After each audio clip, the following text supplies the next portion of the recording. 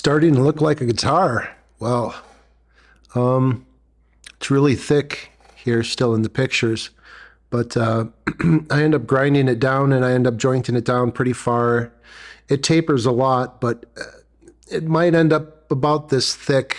I made the back and I made it out of some more Spanish cedar.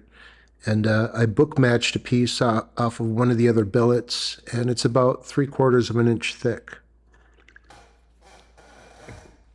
I got to glue it up today, so it's going to wait till tomorrow afternoon. But then I have plenty of this stuff to do. Here I'm kind of messing with the glue lines, and then I'm taking off excess with the angle grinder. As soon as I got outside, the sun came out. Just blasted me. It's very surprising how dense this wood is, even though it's very light. I think it's the reason why I like using it so much. I mean, it couldn't be more light, and it really is super dense somehow. I don't really even understand, but I don't have any shape to the inside of the last billet that I glued on. So what I'm doing is trying to find the right tool. It takes me a while, but I'm trying to carve the curve inside of this piece here. So the sides will have some shape to them, but where the input and the strap will be going, that will be straight. So if the end curves a little bit, for one, it will be mostly not end grain because I got the end grain poking up, but all these billets are the same, so I think maybe I can almost match the back up pretty good to line up with the grain, make it look like it kind of just curves right over. But yeah, it's going to have a lot more shape to it. I'm going to get out the paper and before I'm ready to carve the back, I'm going to trace out the inside and the outside of the back, so I can make it so the back pokes in a little bit, so it can curve a little bit. The ends of the sides curve a little bit. They're going to be shaved down. They're going to be shaped.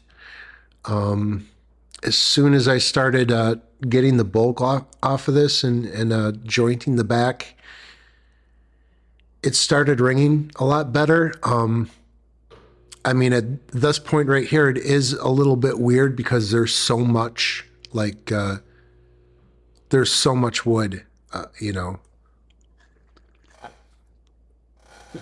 But I end up jointing a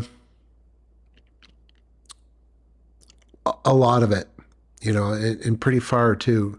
So it took a long time. It was probably a couple hours,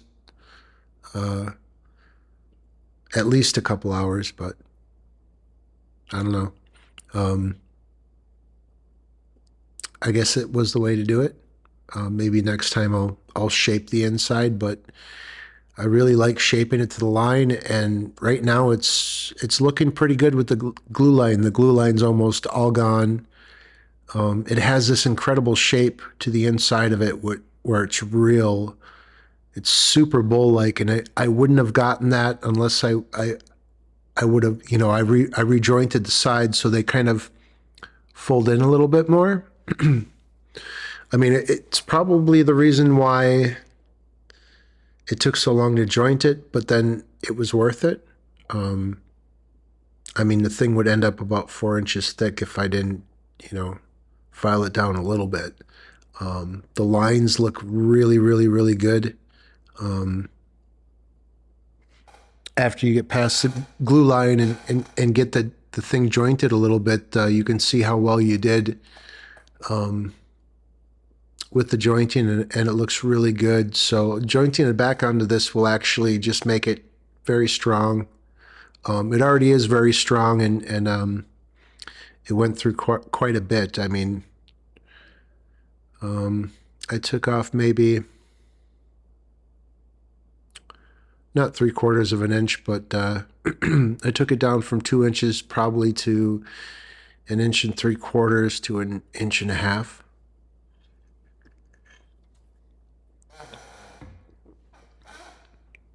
It'll be about 3 inches thick by the time it's done.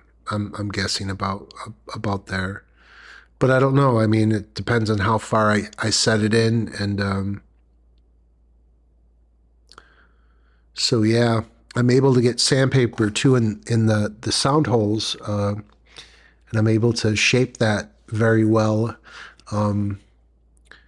Trying to think about the specific exact order how I'm going to get the back on, and how round the sides are going to be, how much I'm going to shape the sides. Very nervous about that part, about it actually still looking really good by the time I go to finish it. But I'm sure it will come out. It balances, it completely balances. I cut those little knobs off, and I think before I left, I checked to see if it would balance on the part where you set it on your leg. And it does pretty good. I mean, it doesn't have a back on it yet, doesn't have tuner strings or a bridge on yet.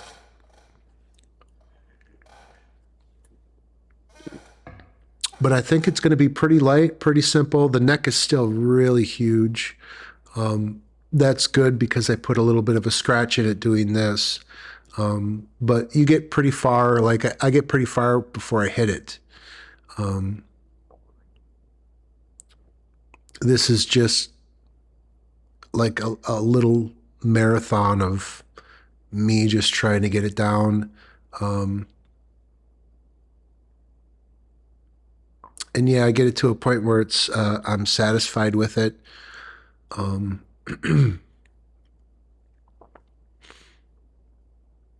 think I'll be just rejointing it whenever I can.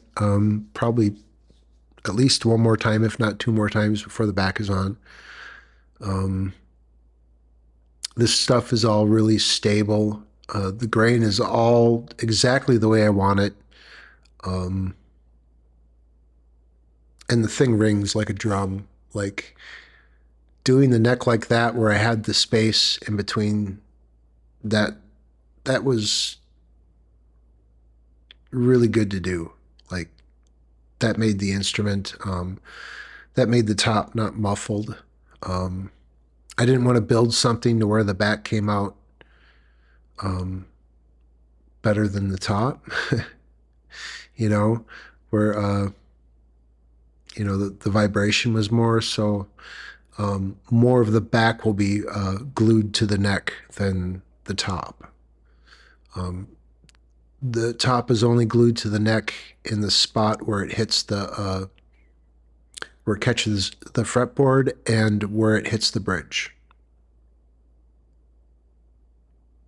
You can kind of see right through the guitar when you look down the F holes, like you can see under the neck. And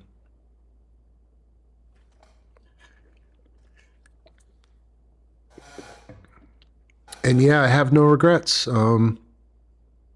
Absolutely no regrets at this point. And I think it's going to sound really good. If not, I will instantly put bronze strings on and make an acoustic guitar that's a little bit different. But I think this is going to sound really good. And I think for the bronze string acoustic, I think I want to do a flat top. So these instruments will be for sale. They are student instruments. So they will be for less of a price, obviously. Well, everything I have is for sale, whether I built it or bought it at a store.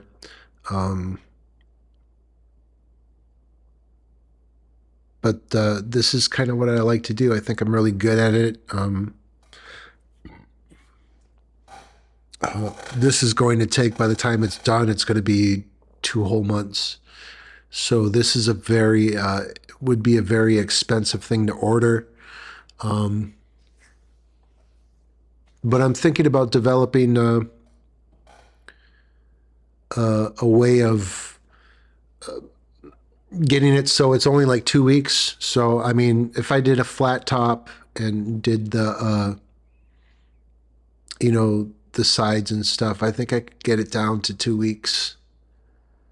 And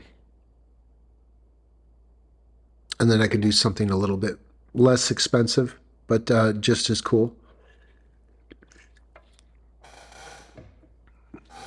The top on this is really wild. And by wild, I mean it is very wild maple. There's a lot of sugar marks in it and streaks. Kind of wondering how those are going to look when it's finished. I haven't really given much thought to what type of finish that I will be putting on this thing. I think I will be taping the fretboard before I do all the stuff to it. But I'm still curious as to what exact point do people put the tape on, because I've seen people do entire fret jobs and not put tape on. And then I've seen people do the entire job with the tape on.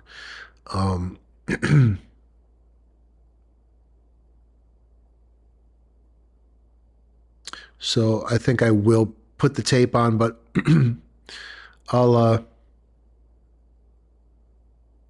do it carefully. I mean, I get so nervous at this point. I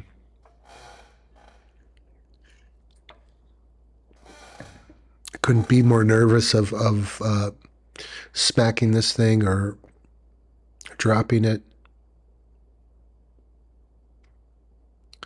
And this just takes, I mean, forever. This is most of the this episode, but I do end up cutting and gluing the back. I don't film cutting the back because I'm just basically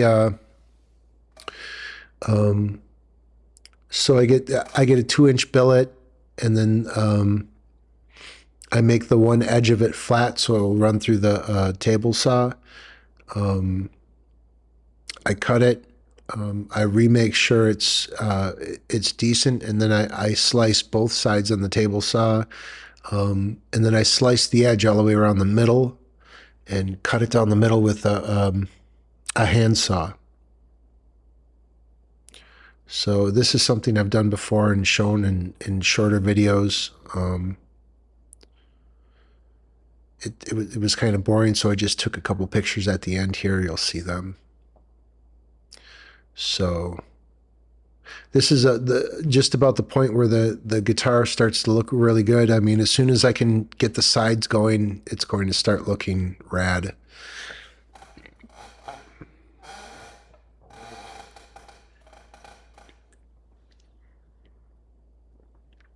The piece I picked out for the back is beautifully quarter sawn. I almost feel guilty for using it because I only have so much quarter sawn, but I guess this thing is just going to just ring and ring and ring. It already does, and I shaped a lot of the inner bowl. Other stuff that I didn't film too much of. Just me taking a piece of sandpaper and rubbing it inside. I'll try to get some good pictures next time of the inside before I put the back on. Here's the back. Just absolutely beautiful quarter sawn. It was kind of rough after I cut it with the handsaw, so I ran it through the planer and redid the sides again, leveled them, and it's jointed very well. Thank you guys.